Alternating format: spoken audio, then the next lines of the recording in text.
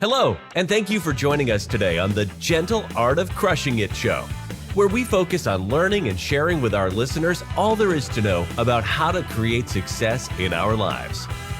This show stands on the shoulders of giants.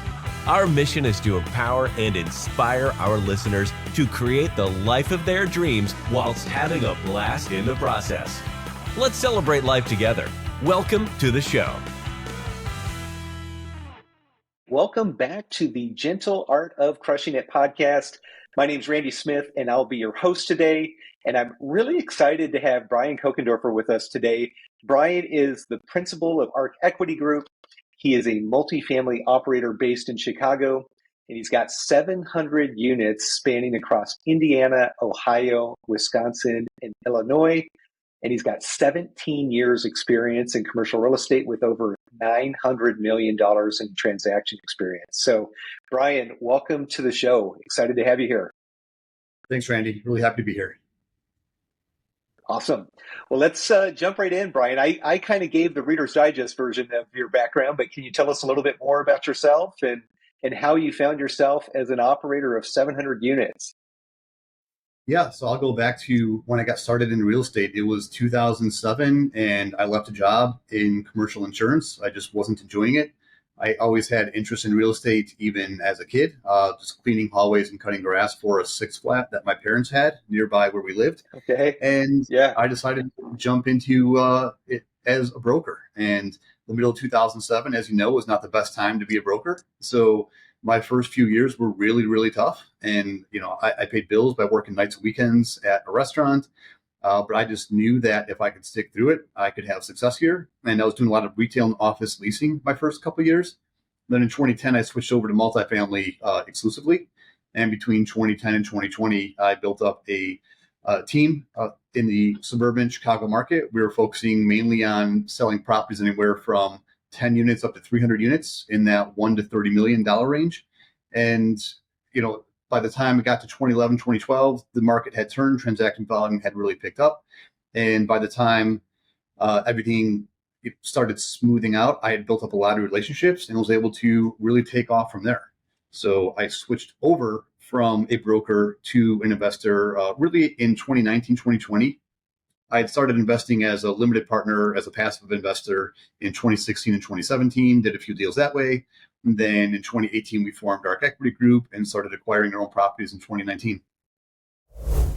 Are you interested in real estate investing but don't know where to get started or think you don't have the time or money? Are you stuck in your W-2 because the golden handcuffs make it hard to walk away?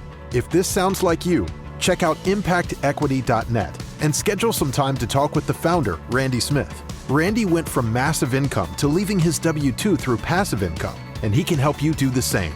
www.impactequity.net. Wow. Wow, what a mouthful. So how interesting that you started this doing essentially property management duties on a six flat, move into another arena where you're doing retail office leasing and then also commercial insurance. So all skills and activities that really bring you to a point of having expertise in this space. And then, of course, the multifamily experience as well. So it's not often I run into folks that have that level of experience across many different facets of the business. It almost seems inevitable that you were sure to land as a general partner at some point. So very cool. Interesting. So now was all of the work that you did up until you opened up the equity group all in Chicago, or were you doing stuff in other parts of the country as well? We were, it's all Chicago MSA. So sometimes we do things in Northwest Indiana or Southeast Wisconsin, which falls within the MSA part of Chicago, but probably 95% of just Chicago. Got it. Okay. Yeah, interesting. So I'm pretty familiar with that area. I'm from Northern Michigan originally and saw a family in like Madison area and a ton of friends in Chicago. So you have some challenges in that market that we don't have here in Arizona with snow and ice and sleet and all of the fun weather issues. Interesting that you've, even when you step outside of that geography, you're staying in colder climates. And I guess that's just because your expertise lies in those types of geographies and those type of assets, I suspect, right? Yeah, it's interesting. A lot of people, don't like Chicago from an investment standpoint, and I certainly understand. It is a blue state. There are some very tenant-friendly laws in place. That said, it's been such a great market the last few years. We're actually at the top of the rent growth cycle. And Chicago's been number 1, 2, or 3, depending on the reports you look at over the last 2 years. We're getting tremendous rent growth. We have not had the drop off that certain markets like Phoenix or Houston or Atlanta has, where some of these markets have gone down 20 to 40% in the last 18 to 24 months. We never had the big run up, but it's a little bit overlooked because while our population stays, steady for the most part, the population that we have coming into the city is the right kind of population that you want from a landlord perspective, in that pretty much anybody who's graduating from a Big Ten school, if they want to live in the city, like a real city, they're going to come to Chicago. They're not going to go stay in Madison or go to Minneapolis. Most of them are going to come to Chicago. And so we're getting a lot of people starting out at high 5 or low 6-figure jobs, moving into the north side of the city. And from a straight supply and demand perspective, Houston, I think, has 1.8, 1.9 million people, but they have 14,000 units coming online this year.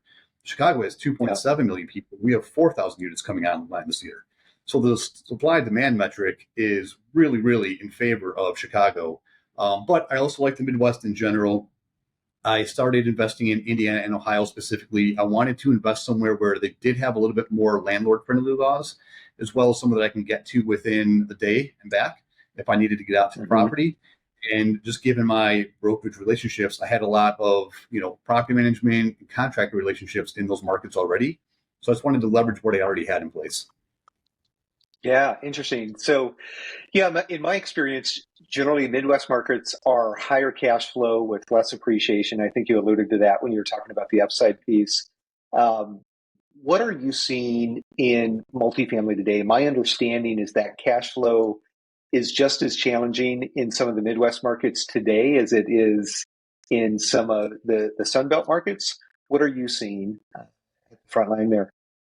Yeah, we're starting to see a shift a little bit in that. I think certain markets like Columbus, Indianapolis, Nashville, Louisville, they really jumped up as far as, cap rates went down, price points went up over the last 3-4 years, but they never quite went up to the level of, the Sun Belt markets. So you're always able to make some kind of cash flow. Like, in Chicago, for example, you could still buy a brand new construction property for a high 5 or low 6 cap rate range. Indianapolis is probably low to mid 5 cap rate range. But a year and a half ago, when rates were at 3.5%, 4%, it's still positive leverage. So today, what we look for is tax-adjusted positive leverage. What I mean by that is, in Ohio, for example, they typically will readjust the taxes every 3 years, depending on the city you're in and cycle, but they'll readjust towards a purchase price. So you have to look at whatever the purchase price is and assume 85 to 90% of the assessed value of that purchase price. And if you factor in what your estimated taxes are going to be, base that off your, call it a T3 income and T12 expenses, if you're still positive leverage at that point, then I think it's an investment worthwhile looking at. So that's what we're really focused on right now. And we are starting to see more of that. And we're seeing deals that can spit out, 4, 5, maybe 6% cash on cash year one, but average out 7% over that 5 to 7 year hold period. Fantastic. Okay. Yeah, so it definitely sounds like better cash flow than what we're seeing in a lot of the Sun Belt markets. We're starting to see some creep up into that 7% range average over the whole period, but that's literally just in the last 30 days or so. I'm starting to see deals like that. So very interesting. Okay. So you definitely had experience in the brokerage space, and you did that. I mean, you've been doing that you did that for 13 or 14 years before you got into this space. So you were around back in, late 2000 certainly through 2008, 9, and 10, and you saw some of the challenges that other folks were going through then. What were some of the learnings from that period that might be applicable to what we're seeing today, or do you even compare the two markets? Yeah, it's hard to compare because they are so different. I think back then, one of the issues were that it was obviously all caused by the home crisis back in 2007, 2008.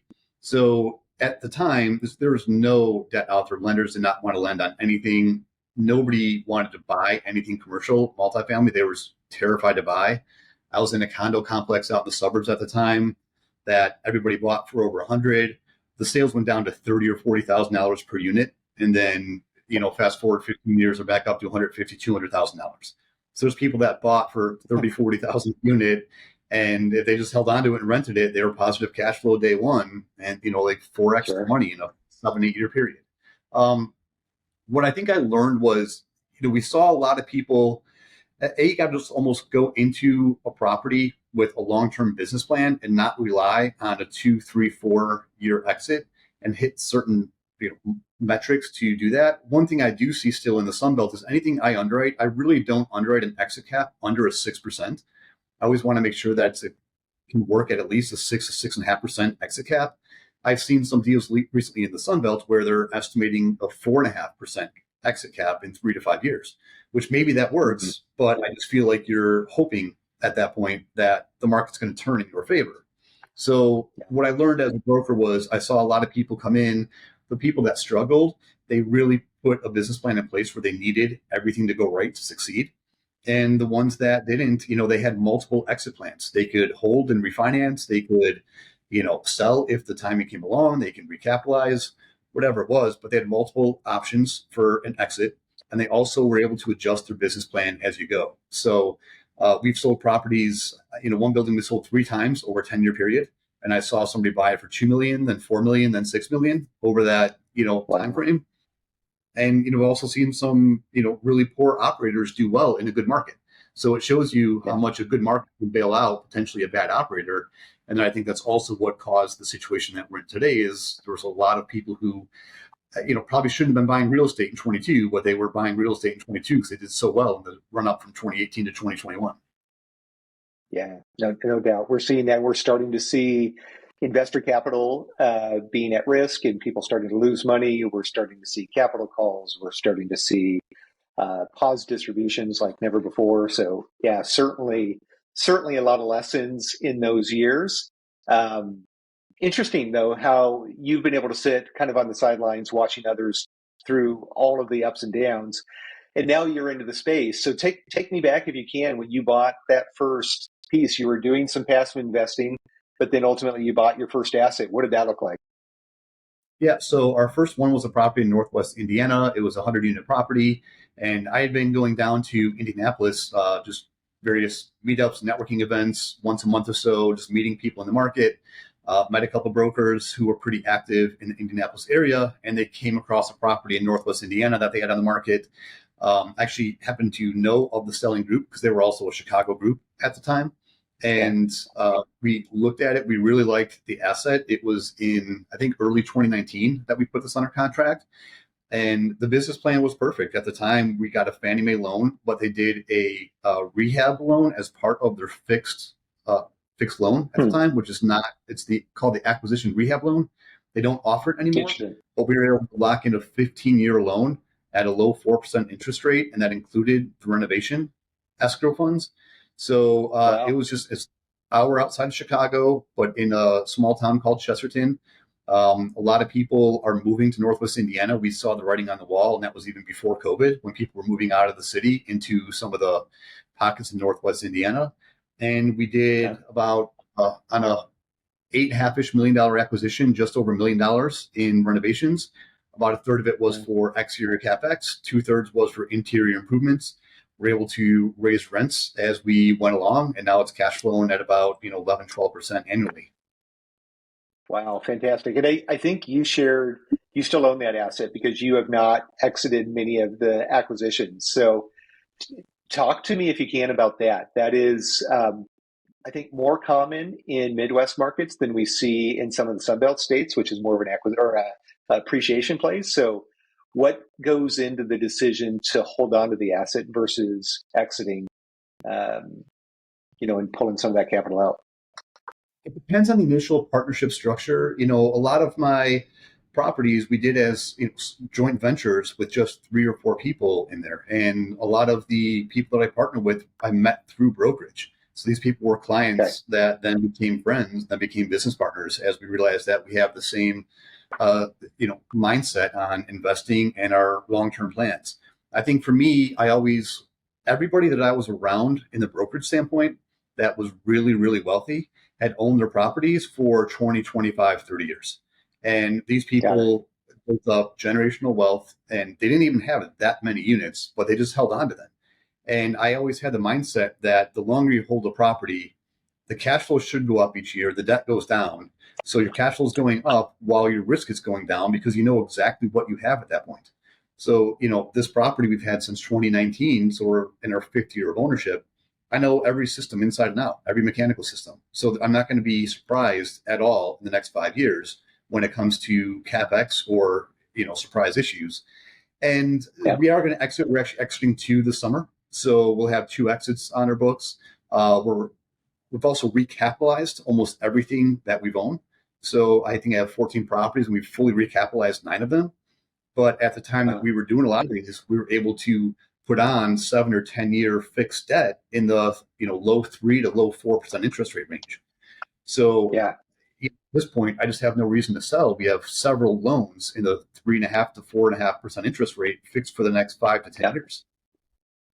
Yeah, unreal. So, and if you've got the investor partners that want to stay in those deals for the long run, it just from a tax standpoint, it makes a ton of sense just to hold and refi every 4 to 5 years? Or I guess if you're putting fixed rate debt on it, then you don't even have the need or the ability to refi, right?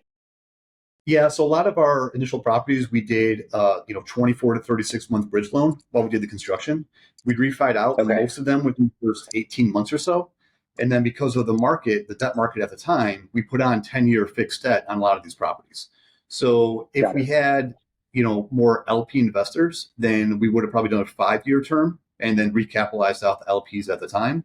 But since most of these were small group venture properties, we just decided, hey, we can lock in a 3.5 or 4% rate for the next 10 years. Let's do it. Yeah. So if you end up doing a 10-year loan on that, is there a way to do a refi? Not a refi, but is there a way to get a supplemental to pull capital out of that, or are you pretty much just locked into the 10-year at that point? On our Fannie and Freddie ones, yes, we can do a supplemental. Some of them we have just fixed rate bank debt, in which we have flex prepay after, I think, 5 years. So I think it goes to 0 or 1% after 5 years. So we have the option in both cases. So yes, you can do a supplemental loan with agencies right now, usually up to about 70-ish% LTV, depending on the debt coverage. Okay. The rates are about 100 to 150 basis points higher than the market rate. So if the market rate today is 6%, you're probably looking at 7.25 to 7.5 on a supplemental. And then for the bank debt, a lot of the bank debt, even on the 10-year loans at the time, was 5, 4, 3, 2, 1. So by the 5th year, there's either going to be 0 or 1% prepayment. So if the market allows for it, we can refinance and recapitalize if you want to put long-term debt on again, or just hold it with what we have. Love it. Okay. So you buy the first 100 unit about an hour from home. You stabilize that over a couple of years and then do your refinance. And were you guys buying assets right away, or did you wait to stabilize that before you bought the next asset? So I actually had 3 properties closed within the first 90 days of the first 3. The second 2 were also renovation loans in which we were doing a fair amount of rehab. They were both in the Chicago MSA, one in the suburbs and one in the city. So that was a 45 and a 31 unit property. And so, and again, these were all closing mid to late 2019. So right before COVID too. So that, caused a lot of challenges as well. Trying to do renovation during COVID was not easy at all. That said, we got through those 2 projects and put on permanent debt or 5-year fixed rate debt in 22, I believe. And we're actually selling those 2 properties now as loan assumptions because our debt on those is like 3.4 and 4.2%. So we put on 5 and 7. Yeah. Now we're selling these. The buyers are going to assume the loans. So those will actually be the first 2 that we go full cycle on. Okay. Yeah, fantastic. So now I'm just picturing you're a broker, so you have experience about the industry and the market, but you've probably not managed 200, 250 unit renovation projects up on your own at that point. So did you have partners that had experience in construction management, or did you just jump in and get your hands dirty? How did that process go? Yeah, it was a little bit of both. On the large one, we Okay. hired a construction company that we knew very well from our brokerage world. And so, Okay. these people had also become friends over the years, and I had sold, multiple properties to the group over the prior 10 years. So we had a great working relationship, and they ended up doing two pretty heavy renovation projects for us in Northwest Indiana. It was certainly Okay. a learning curve. What I was not familiar with was the draw process with banks, and every bank's a Okay. little bit different. We used Fannie on one, we used a local bank on another, we used Arbor on another. Each one of them has their own process, and they're generally the same as far as renovation draws. But yeah, there were some challenges because certain lenders were just everybody wants to see the receipts and pictures and proof of work, which is fine. But some lenders check your budget. If you're off by $1,000, they're sending somebody out there to question why you're off by $1,000 on this line item, even if you're 5,000 under on the other line item. So Interesting. those were the challenges. We're managing the renovation budget draw process, but once we got through those, it certainly helped for the next couple projects.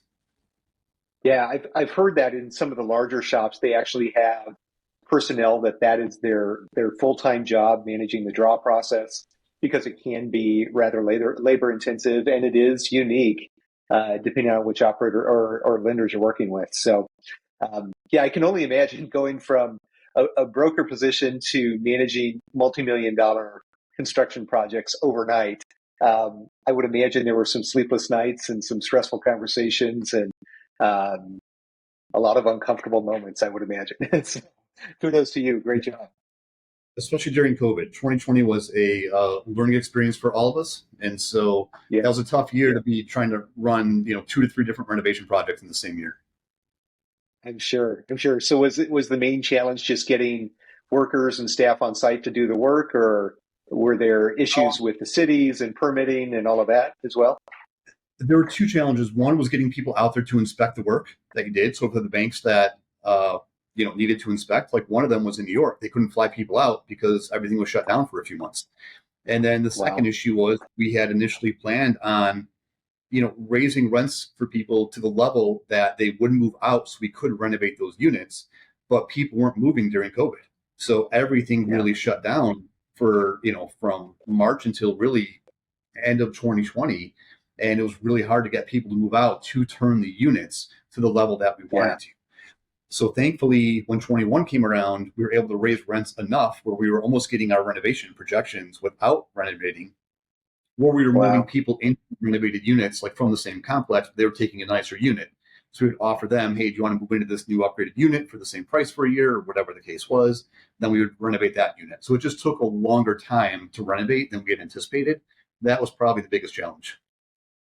Got it. Got it. Okay. Well, very good. So yeah, you acquired a number of assets pretty quickly. And fast forward now a handful of years, and the portfolio has grown to almost 700 units. So, can you talk about what that portfolio looks like today? And is it all centered in one MSA or multiple MSAs? What does it look like? Yeah, so primarily the market is Indiana. I think we have 6 or 7 properties in Indiana total, anything ranging from, I think, 38 units all the way up to the 100-unit property. Then we moved down to Cincinnati a couple of years ago, acquired a 36-unit property down there. Have a bunch in Chicago area as well. So that's where I really started. Bought some small stuff anywhere from 10 to 50 units in the Chicago MSA. And again, Okay. we have all those properties and they're all cash flowing well. So I just knew Chicago so well. I know it's hard to get outside capital to believe in Chicago as a market. So I don't really Hmm. try to go out and raise funds for Chicago, but there are some good opportunities here. And so, yeah, I'd say the portfolio is primarily Chicago and Indiana with a couple properties in Wisconsin and Ohio as well. Awesome. Awesome. Very good. So, what does the future look like? What are you guys focused on today? Is it just growing in those same markets, or are you looking into new markets as well? Yeah, so I think going forward, we want to really focus on like Indianapolis, Cincinnati, grow our portfolios there. Want to get into Columbus and Dayton. One of my partners moved down to Nashville about a year ago, so we're exploring that market, and then maybe Louisville. I really like that Okay. Indianapolis, Cincinnati, Columbus. They're all about 2 hours from each other, so you can really build a Got it. nice regional presence in those markets. And I think the next step is trying to grow into the 150 to 250 unit space, looking for 1980s and newers, light to moderate value add. And we have the experience, we have the contacts, and I think the market is finally starting to adjust to a point where we're pretty optimistic we can acquire something this year. We were talking before the recording started that last year everything was, we were off 7 to 10% on everything we looked at, and this year it's been 1 to 3% the last couple months. So feeling like that gap between buyers and sellers is starting to narrow, and so, but yeah, that's the area that we're focused on going forward. Okay, very good. And now, so do you guys do your own property management, or do you outsource that to third-party property management? Yeah, right now for all the Chicago portfolio in Northwest Indiana, a couple of my partners in those properties, they run their own management company. So I'm not an owner in that management company, but we technically operate it in-house. It's their management company, but they're direct partners with me on the properties. And then for the Indianapolis and Cincinnati properties, we have third-party, but all of our third-party companies also have construction teams. So we're able to take on some renovations and grow our portfolio with these existing companies. Very good. Very good. Now, I know in some of the Sunbelt markets that we work in, taxes and insurance are a huge, huge challenge these days. Are you guys seeing similar challenges in the markets where you're operating? Not nearly as much as the Sunbelt. I think insurance, we have a package policy for our Indiana and Ohio portfolio. I want to say our blended per unit cost is about $350, and it just went up 20% this year. So it's still pretty reasonable. Wow. I think on new things that we're running, the quotes we're getting are $450 to $500 per unit. But I know, some properties in Phoenix, Texas, Florida, especially, they're up to $1,500, $2,000 a unit. So yeah, it's not the same from an insurance standpoint. You do get the, pipes freezing and whatnot, but you're not getting the floods and, that kind of stuff that you get in tornadoes and hurricanes, right? Yeah. Yeah. And from a tax standpoint, I think the markets they're fairly transparent as far as how they do taxes. Like you can underwrite within a couple % of what you're going to get on a reassessment in Ohio. Indiana, they don't chase sales in the Indianapolis counties. So, it's a little bit different, but I think it's a little bit more predictable. And overall, the taxes and insurance are quite a bit lower than they are in the Sunbelt right now.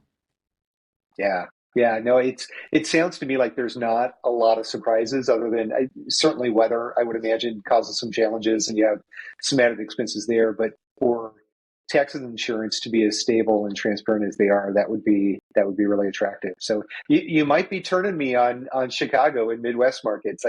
I've been sitting out here in Phoenix in the blue skies, sunny skies all the time, thinking it's much, much better here. But that sounds pretty attractive when we've got a deal in Jacksonville where we're paying almost $1,500 a door for insurance. And, we built into the model that we're going to likely see some increases next year, but hoping that some of the new legislation is going to keep that from happening. So that sounds pretty attractive in the Midwest. So now when I'm not sure if it was after we started recording or not, but we talked a little bit about rent increases as well. We're seeing rents start to stabilize, shifting over from some decreases that we've seen in the previous months, but they're starting to stabilize now in some of the Sunbelt markets. But you mentioned that you're actually seeing year-over-year growth that's pretty significant. Can you talk about how that's impacting the pro formas and the underwriting of what you guys are putting in front of investors?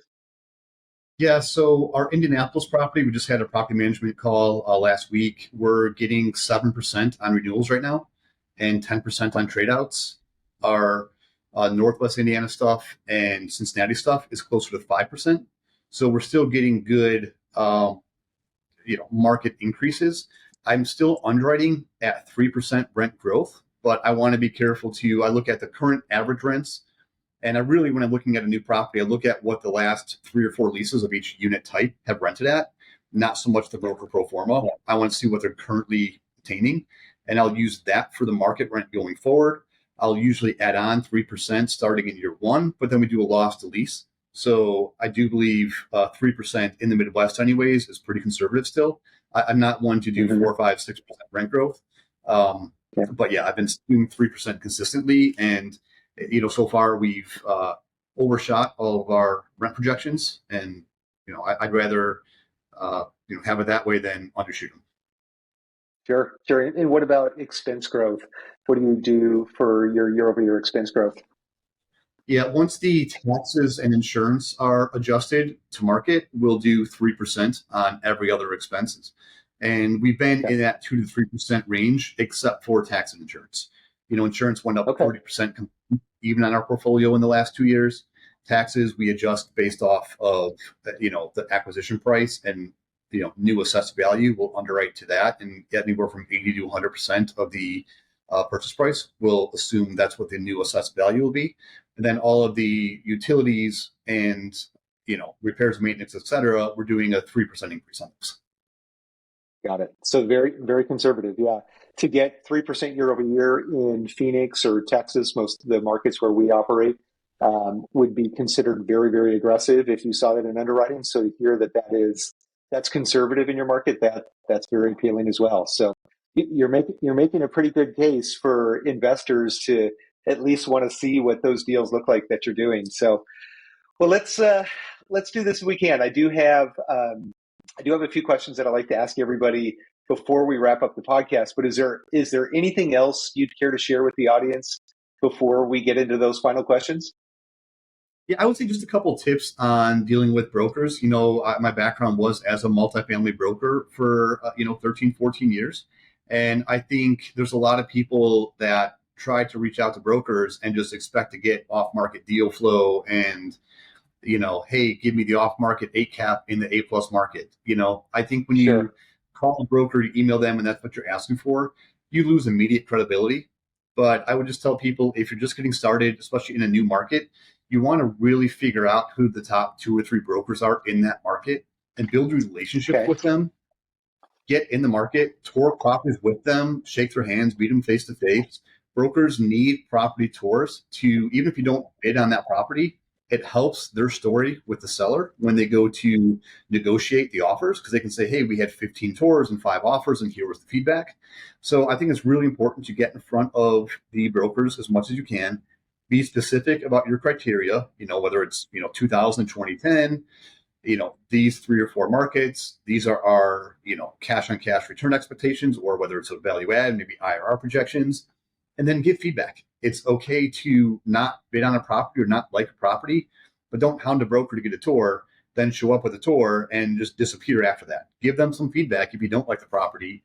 What do you like about it, or what don't you like about it? So the more you communicate that way, the more credibility you'll have with the broker. And then slowly but surely, you'll start getting a look at some of those off-market deals. Got it. I like that.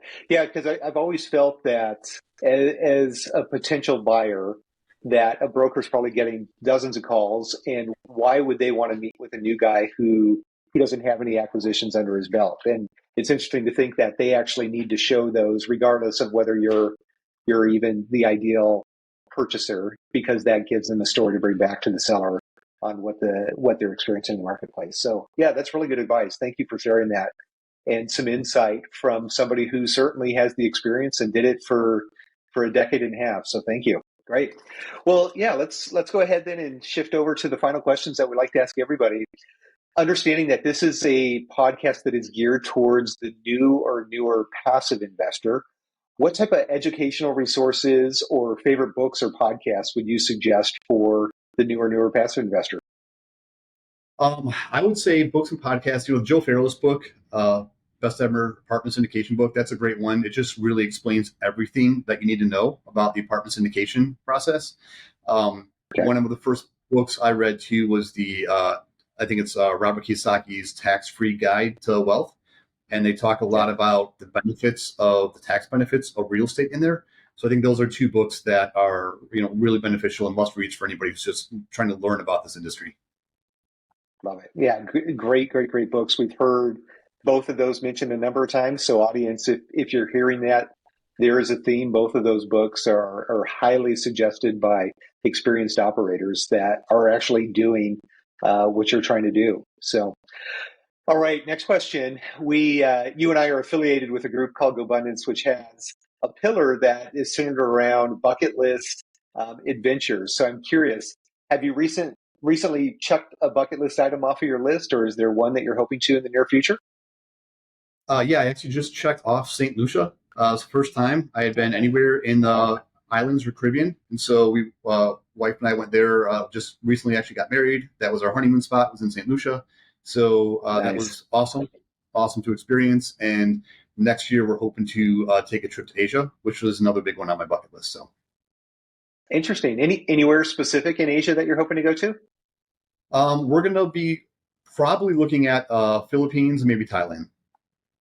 Very nice. Yeah. Yeah, it's interesting. My wife and I are watching a series on Vietnam right now. And from what I understand, Vietnam is just a beautiful destination as well to experience. So maybe we'll add that to our list as well.